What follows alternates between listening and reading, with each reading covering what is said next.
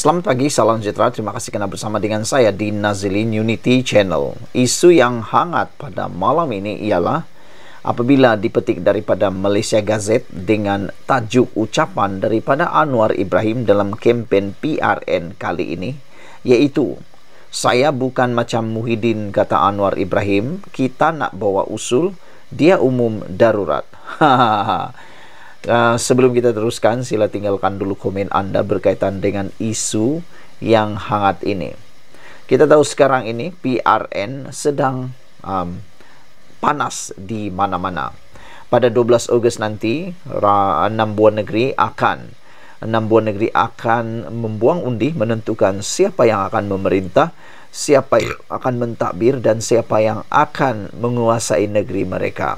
Namun apabila Ismail Sabri Yaakob ditanya siapa yang bakal akan menang, beliau enggan memberikan reaksi atau komen jawapan siapa yang akan menang. Selain daripada itu, tular juga beberapa isu terdesak daripada beberapa parti. Ada netizen kata isu berkaitan dengan titah Sultan Narjin Shah, Sultan Perak, yang telah pun disalahguna sehingga menimbulkan laporan polis daripada yang sekarang ini diperoleh sudah 20 laporan polis berkaitan penggunaan titah yang Sultan Perak itu, dan menyebabkan netizen bertanya-tanya, adakah parti yang menggunakan titah Sultan Perak itu sangat terdesak untuk menang? Apa sebab mereka sanggup menggunakan titah Sultan Perak, kata mereka. Ada juga yang bertanya, adakah itu adalah tandanya parti tersebut dah mula takut dan telah mula menghidu kekalahan. Namun yang lebih menarik, seperti yang saya sudah baca tadi di dalam tajuk utama berita malam ini, ialah Anwar Ibrahim mendedahkan, "Saya bukan macam Muhyiddin, kita nak bawa usul, dia pula umum darurat," kata Anwar Ibrahim. Dipetik daripada Malaysia Gazette 30 Julai 2023. Tentunya saudara-saudara sekalian, anda masih ingat lagi sewaktu Muhyiddin Yassin menjadi Perdana Menteri pada satu ketika, iaitu tahun 2020, Muhyiddin Yassin telah pun mengisytiharkan darurat yang menyebabkan parlimen tidak dapat dijalankan waktu itu. Jadi ada banyaklah peruntukan-peruntukan yang tidak dapat dibentangkan, dibincangkan, diluluskan di parlimen. Sehingga kan ramai penganalisis politik, ramai juga penganalisis ekonomi mengatakan bahawa perkara tersebut adalah kurang elok kerana ia yang membawakan kesan yang besar, kesan ekonomi jangka panjang, dan kesan keyakinan pelabur terhadap Malaysia.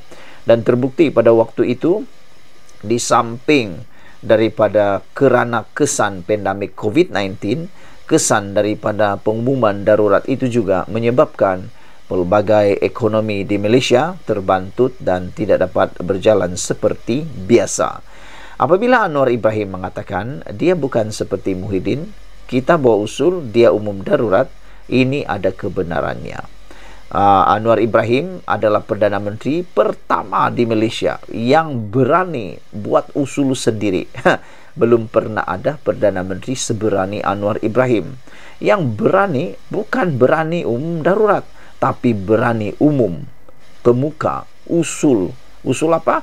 Usul undi percaya terhadap Perdana Menteri dalam parlimen kali pertama dibuka. Karena sebelum Anwar Ibrahim menjadi Perdana Menteri, sebelum parlimen dibuka, banyaklah suara-suara pelik-pelik, suara-suara keras mengecam kononnya Anwar Ibrahim tidak mendapat sokongan penuh di parlimen, dan keabsahan Anwar Ibrahim sebagai Perdana Menteri diragui.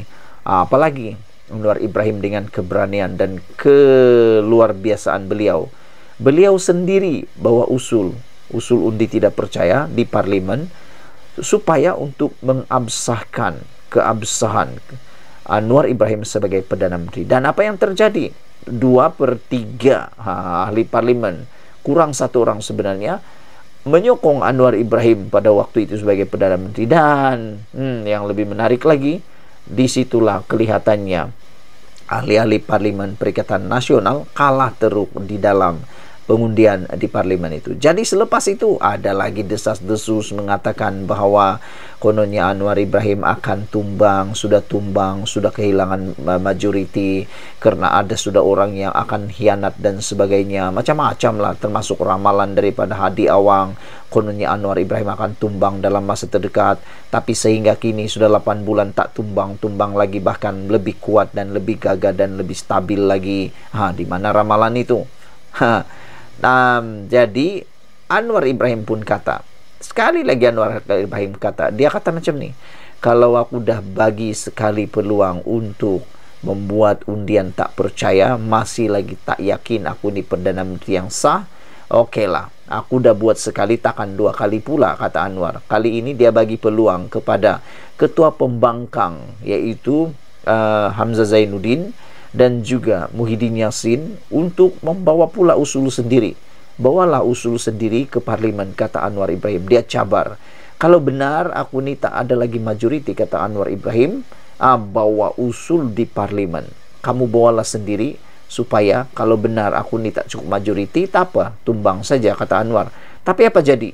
Tiada seorang pun daripada ahli parlimen Perikatan Nasional yang berani membawa usul undi percaya atau undi tidak percaya terhadap Anwar Ibrahim. Kenapa tu? Tak tahulah. Aku pun tak tahu kenapa mereka tak bawa. Sedangkan mereka kata, mereka dakwa, mereka cukup nombor. Dan banyak penganalisis politik kata nombor gaib. Dari mana nombor itu datang? Mereka rasa pelik. Takkan tiba-tiba melonjak jadi ada 70 tambahan dalam sokongan parlimen kepada Perikatan Nasional, kata mereka. Jadi memanglah pelik. Tapi itulah Anwar Ibrahim, selepas dia cabar, tiada satu pun ahli parlimen Perikatan Nasional yang tampil memberikan usul undi percaya kepada Anwar. Dah takut ke, kata penganalisis politik yang lain. Tak tahulah. Walau bagaimanapun, itu ialah ucapan kempen PRN kali ini daripada Anwar Ibrahim yang memetik, saya bukan macam Muhyiddin, kita nak bawa usul, dia pula umum darurat. Apa pendapat kamu semua? Sebelum kita berpisah, semoga kita semua sehat-sehat sekali. Jangan lupa tinggalkan komen anda, tekan butang subscribe. Malaysia kita punya, kita jaga sama-sama, cintai Malaysiaku. Bye-bye.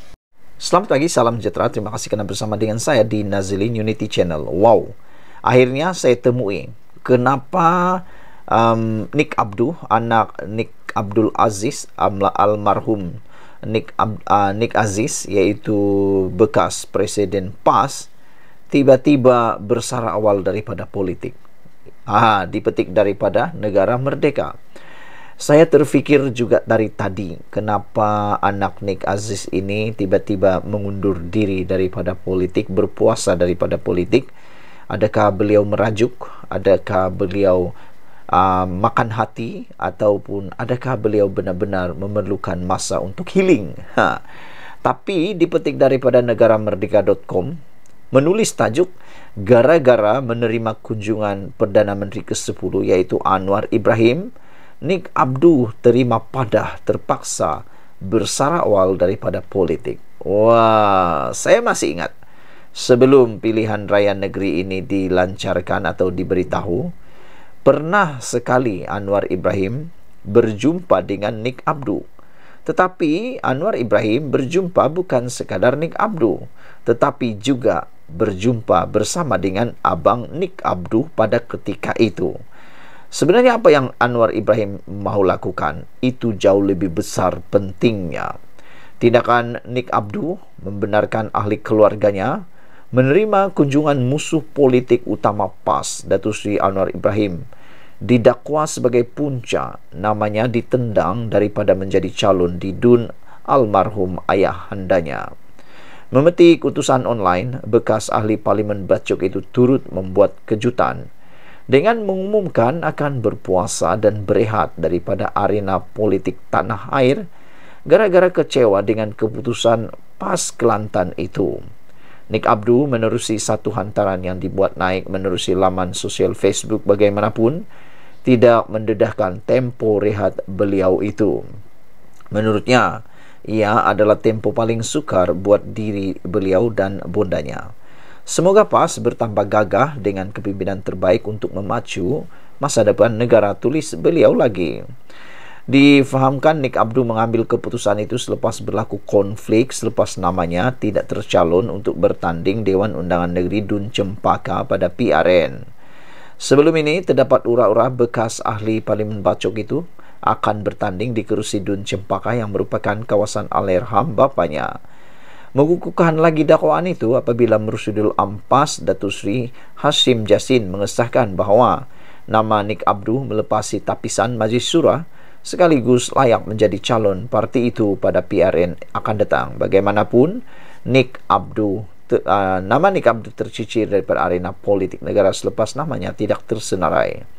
Pada pengisytiharan calon PRN Dun di dataran warisan Stadium Sultan Muhammad keempat baru-baru ini, PAS turut membuat kejutan selepas menggugurkan penyandang kerusi berkenaan Ahmad Fathan Muhammad dan menggantikan dengan muka baru iaitu Nick Asma Baharu Nick Abdullah yang merupakan seorang peguam.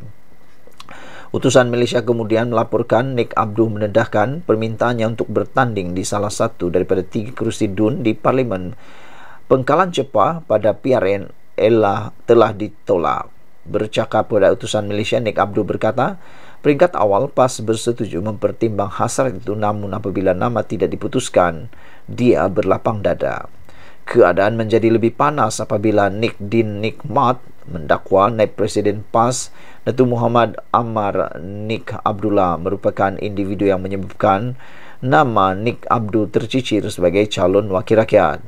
Nick Din yang merupakan adik kepada bekas Menteri Besar Kelantan Allahyarham Tan Sri Abdul Aziz Nikmat berkata, sebelum itu dia bertemu dengan Presiden PAS Tan Sri Abdul Hadi Awang pada 23 Jun lalu di Rusila, Terengganu, dan beliau memberi jaminan Nick Abdul akan diangkat sebagai calon.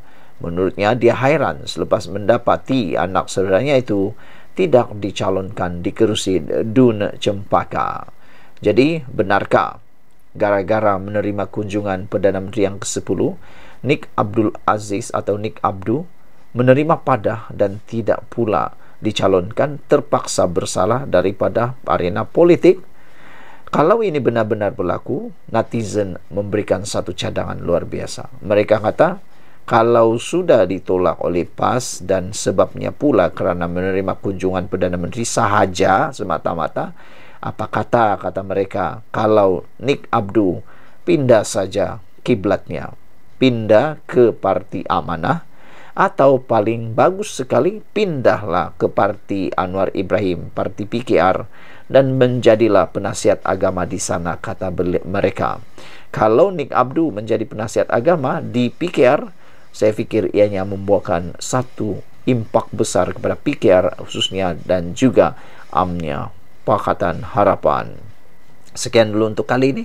Jangan lupa tinggalkan komen Anda, tekan butang subscribe. Kita jumpa lagi. Bye-bye. Selamat pagi, salam sejahtera. Terima kasih kerana bersama dengan saya di Nazlin Unity Channel. Wah, ini adalah isu paling panas sekali sepanjang hari ini. Ianya bercerita tentang laporan polis yang dibuat oleh pejabat ataupun daripada Istana Negeri Perak sendiri. Ini memang paling panas punyalah. Ini gara-gara daripada perbuatan orang yang tidak bertanggung jawab, menyunting dan cuba konon mempergunakan titah Ketua Duli Yang Maha Mulia Sultan Perak, iaitu Sultan Nazrin. Sehingga kan dalam Malaysia gini dilaporkan Sultan Nazrin sebenarnya tidak memihak kepada mana-mana parti. Dan kalau kita tahu pun, semua institusi diraja, termasuk yang di Pertuan Agong, termasuk Sultan-Sultan Melayu yang ada di seluruh Malaysia, mereka ataupun institusi diraja ini ialah institusi yang bebas. Mereka tidak menyokong mana-mana parti politik. Bahkan mereka ada kuasa semak dan imbang. Mereka ataupun raja-raja kita ini ialah yang menjalankan fungsi semak dan imbang dalam kerajaan negeri maupun kerajaan persekutuan. Jadi untuk mengaitkan institusi raja-raja dengan parti tertentu adalah sesuatu perbuatan yang tidak bertanggung jawab.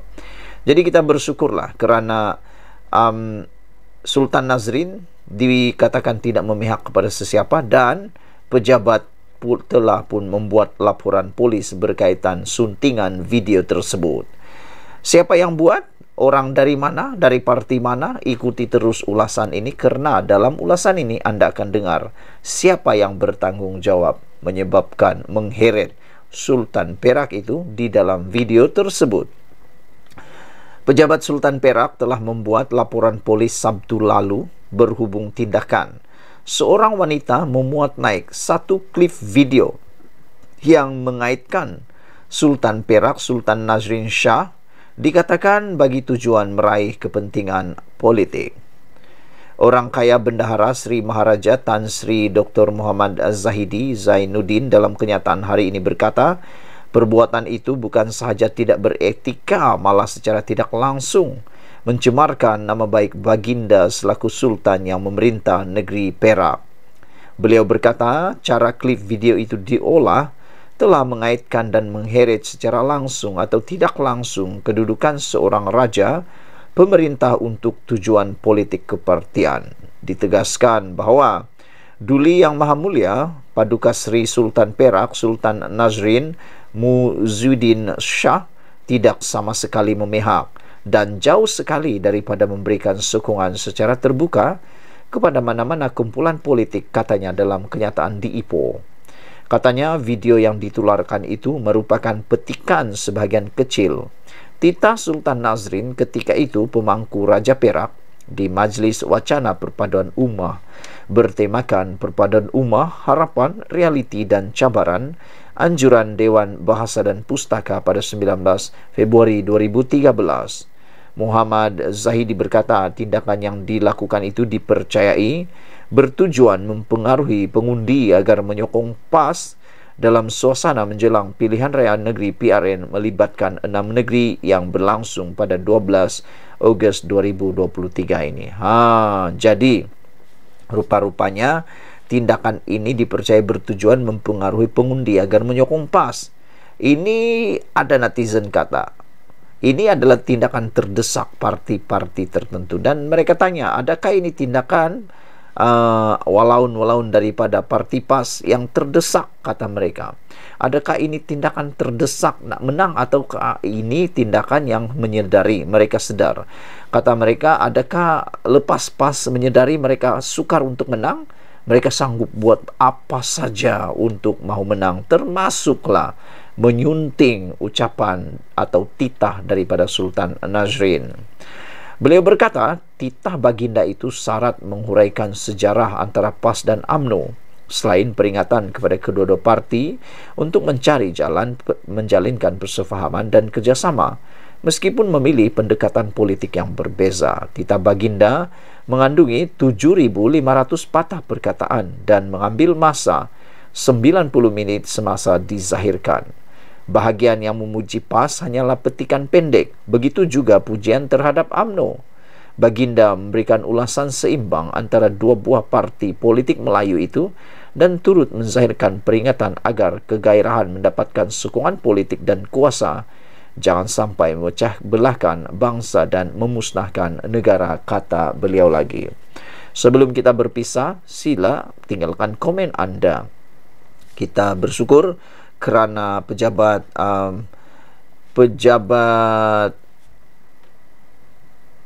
Sultan Perak telah pun membuat laporan polis ini, dan kita terfikirlah, apakah tindakan-tindakan seperti ini adalah tindakan terdesak nak menang? Itu pertama. Yang kedua, adakah dengan ini menunjukkan bahawa tindakan perbuatan seperti itu menunjukkan PAS mula takut akan kalah?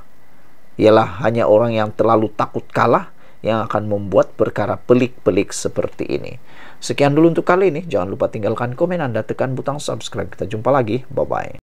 Selamat pagi, salam sejahtera. Terima kasih karena bersama dengan saya di Nazilin Unity Channel. Saudara-saudara sekalian, ini satu lagi keputusan yang paling pastinya menggemparkan Perikatan Nasional yang ada di Kedah. Disangkakan Perikatan Nasional akan menang mudah di di kawasan ataupun di negeri Kedah. Ramai orang kata Perikatan Nasional akan menang muda di Kedah, tapi rupa-rupanya ini yang berlaku. Gelombang besar memihak Perikatan Nasional di Kedah sudah berlalu, kata Mazir. Gelombang besar penolakan BN di Kedah seperti yang berlaku pada pilihan raya umum ke-15 telah reda dan berlalu, kata pengerusi BN Kedah, Mazir Khalid.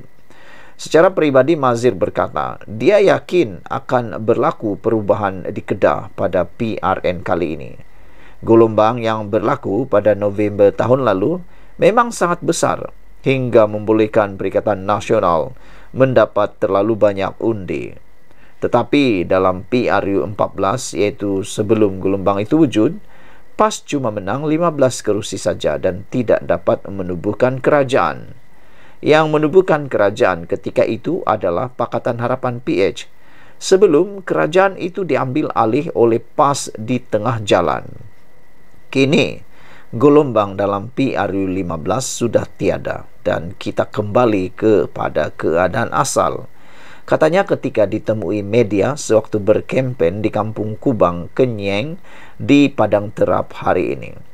Pada PRU 15 November lalu, Perikatan Nasional memenangi 13 daripada 14 kerusi parlimen yang dipertandingkan.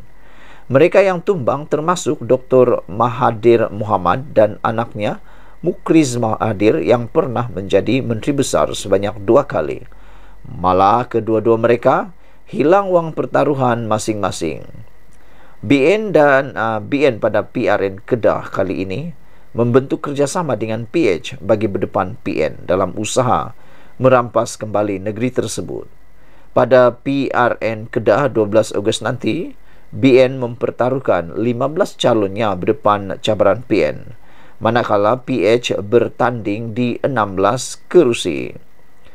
Jadi tanpa ada gelombang dan angin yang kuat itu, maka saya jangkakan akan berlaku persaingan sengit melibatkan PN dengan gabungan BN serta PH bagi memerintah negeri ini, tambah Mazir.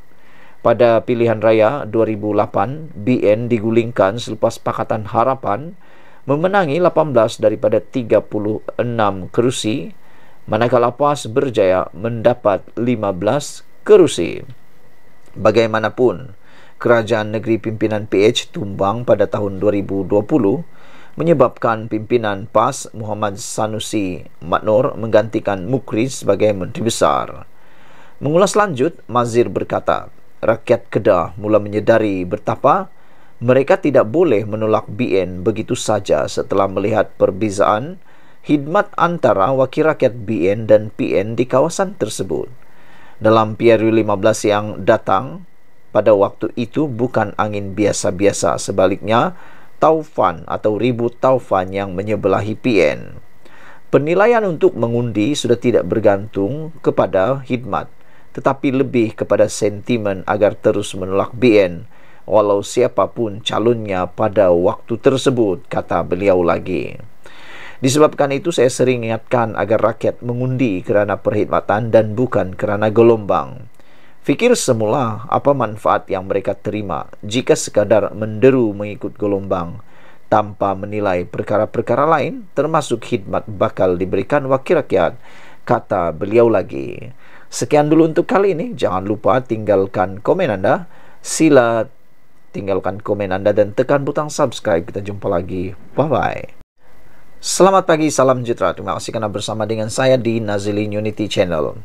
Selepas Sanusi didakwa di mahkamah atas 2 pertuduhan, yaitu menghina Sultan Selangor dan juga mempertikaikan kewibawaan Sultan yang di-Pertuan Agong, kali ini timbul pula desas-desus. Adakah ada lagi pemimpin daripada Perikatan Nasional yang akan diheret dalam akta hasutan? Mereka semua bertanya, adakah apa yang diucapkan baru-baru ini oleh Muhyiddin Yassin juga akan menyebabkan beliau diheret ke mahkamah? Ini satu ulasan dipetik daripada sahbudin.com, menulis dengan tajuk Muhyiddin langgar garis merah 3R, yaitu Raja Bangsa Melayu atau bangsa-bangsa dan juga agama. Tindakan juga harus diambil terhadapnya, kata penulis Sabudin.com. Teliti apa yang pengeresipien Muhyiddin Yassin sentuh dalam kempen ceramahnya semalam ini adalah jelas. Beliau telah menyentuh dan membuat tuduhan berkaitan isu 3R dalam kempen politiknya. Berikut adalah apa yang disentuh atau dituduh Muhyiddin itu. Pengeresipien itu mendakwa kerajaan perpaduan sebenarnya ditakbir bukan Melayu. Susulan tiada rayuan di mahkamah berhubung isu kalimah Allah. Muhyiddin mendakwa ketika menggalas tugas sebagai Menteri Dalam Negeri, beliau menerima tekanan daripada DAP untuk tidak mengemukakan rayuan dalam kes tersebut. Semasa saya menjadi Menteri Dalam Negeri di bawah kerajaan PH, saya menggesa mereka merayu terhadap keputusan Mahkamah Tinggi mengenai hak wanita Sarawak menggunakan kalimah Allah. Di sebalik Anwar ada anggota parti DAP. Saya tahu kerana sebelum ini kita didesak tidak akan rayu, katanya dalam ceramah Jelajah Perikatan Nasional di Kapar.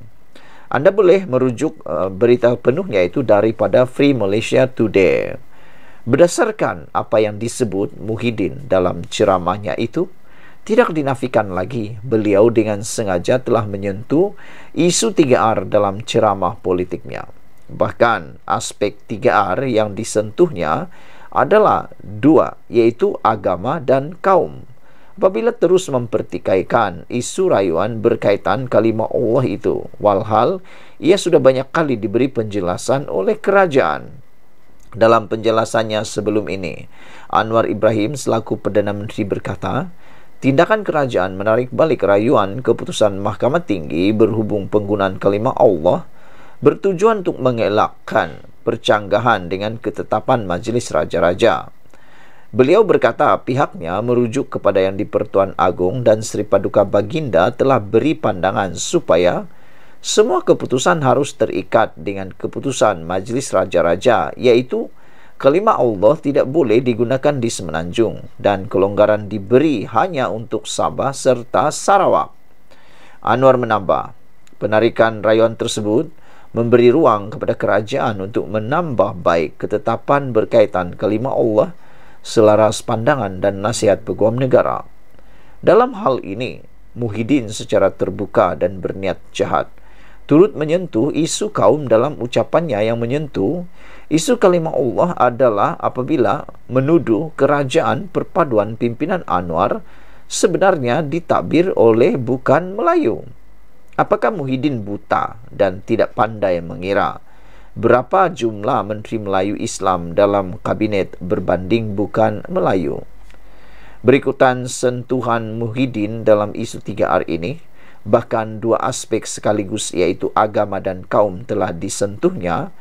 Di sebalik kerajaan dan pihak polis telah berkali-kali memberi amaran melarangnya, maka tunggu apa lagi? Selepas Sanusi Maknor, kini Muhyiddin juga perlu disiasat dan patut segera didakwa di mahkamah. Muhyiddin telah melanggar garis merah yang ditetapkan oleh pihak polis. Ditulis oleh Sabudin Hussein, 31 Julai 2023. Sekian dulu untuk kali ini. Jangan lupa tinggalkan komen Anda tentang isu yang paling hangat ini. Adakah Muhyiddin akan menyertai Sanusi di dalam pendakwaan kerana telah melanggar ataupun melepasi garis merah ditetapkan oleh pihak polis? Kita tunggu dan lihat. Bye-bye.